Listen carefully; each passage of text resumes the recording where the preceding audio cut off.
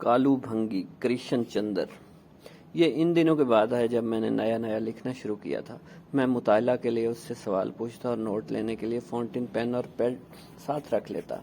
कालू भंगी, तुम्हारी जिंदगी में कोई खास बात है? कैसी छोटे साहब, कोई खास बात?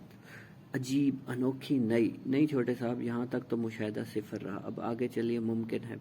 अच्छा तुम ये बताओ, तुम तनख्वाह लेकर क्या करते हो? हमने दूसरा सवाल पूछा। तनख्वाह लेकर क्या करता हूँ? वो सोचने लगा। 8 रुपए मिलते हैं मुझे। फिर वो उंगलियों पर गिनने लगा। 4 रुपए का आटा लाता हूँ, 1 रुपए का नमक, 1 रुपए का तंबाकू, 8 आने की चाय, 4 आने का गुड़, 4 आने का मसाला। कितने रुपए हो गए छोटे साहब? 7 रुपए। हाँ 7 रुपए। हर महीना 1 रुपए बनियों को देता हूँ, इससे कपड़े सिलवाने के लिए रुपए कर्ज लेता हूँ ना। साल में 2 जोड़े तो चाहिए। कंबल तो मेरे पास है खैर, लेकिन 2 जोड़े तो चाहिए। और छोटे साहब, कहीं बड़े साहब 1 रुपया तनख्वाह में बढ़ा दें तो मज़ा आ जाए, मज़ा।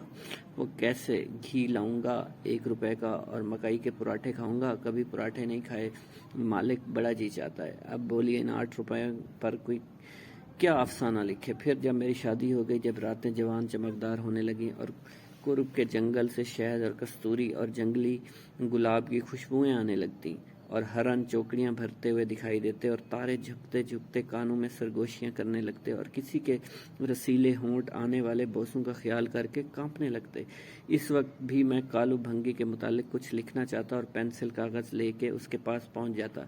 कालू भंगी, तुमने ब्याह नहीं किया? नहीं छोटे साहब। क्यों? इस इलाके में मैं एक ही भंगी हूँ और दूर दूर तक कोई भंगी नहीं है। छोटे साहब, फिर हमारी शादी कैसे हो सकती है? लीजिए, ये रास्ता भी बंद हुआ। तुम्हारा जी नहीं चाहता? कालू भंगी, मैंने दोबारा कोशिश करके कुछ कुरेदना चाहा। क्या साहब, इश्क करने के लिए जी चाहता है तुम्हारा?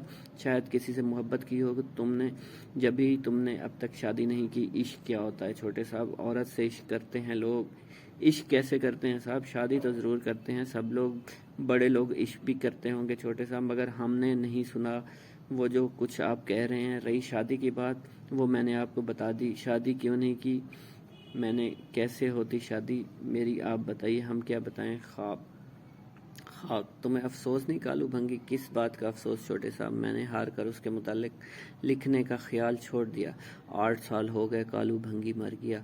वो जो कभी बीमार नहीं हुआ था, अचानक ऐसा बीमार पड़ा कि फिर कभी बिस्तर अलालत से ना उठा। उसे अस्पताल में मरीज रखवा दिया गया। वो अलग वार्ड में रहता। कंपाउंडर दूर से उसके हल्क में दवा उंडेल देता और एक चपड़ासी उसके लिए खाना रखा था। वो अपने बर्तन खुद साफ करता, अपना बिस्तर खुद साफ करता, अपना बोल वो ब्रास खुद साफ करता। और जब वो मर गया तो उसकी लाश को पुलिस वालों ने ठिकाने लगा दिया, क्योंकि उसका कोई वारिस ना था। वो हमारे यहाँ 20 साल से रहता था, लेकिन हम कोई उसके रिश्तेदार थोड़ी थे, इसलिए उसकी आखिरी तनख्वाह भी बहक के सरकार जब्त हो गई, क्योंकि उसका वारिस ना था। और जब वो मरा उस रोज़ भी कोई ख़ास बात नहीं हुई। रोज़ की तरह उस रोज़ भी अस्पताल खुला, डॉक्टर साहब ने नुस्खे लिखे, कंपाउंड तैयार किए, मरीजों ने दवा ली और घर लौट गए। फिर रोज़ की तरह अस्पताल भी बंद हुआ। घर आकर हम सब ने आराम से खाना खाया, रेडियो सुना, लिहाफ ओढ़ कर सो गए। सुबह उठे तो पता चला कि पुलिस वालों ने अजराहे करम कालू भंगी की लाश ठिकाने लगवा दी। इस पर डॉक्टर साहब की गाय ने और कंपाउंडर साहब की बकरी ने 2 रोज तक कुछ न खाया पिया और वार्ड के बाहर खड़े खड़े बेकार चिल्लाती रहीं। जानवरों की जात है ना आखिर।